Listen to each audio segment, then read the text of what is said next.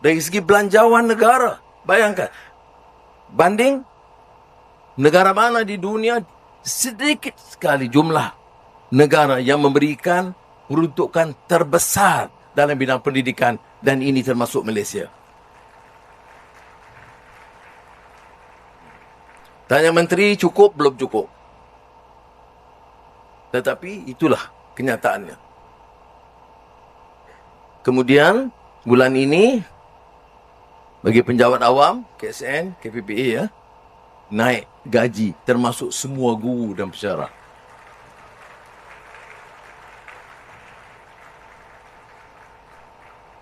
Bulan ini tiap pelajar dari darjah 1 sehingga tingkatan 6 semuanya diberi RM150 untuk asas.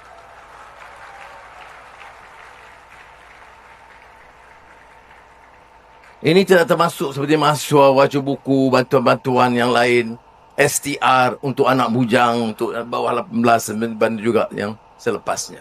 Okey. Jadi dah dapat. Bagaimana mutu kerja? Sebelum dapat, markahnya C. Selepas dapat, masih C.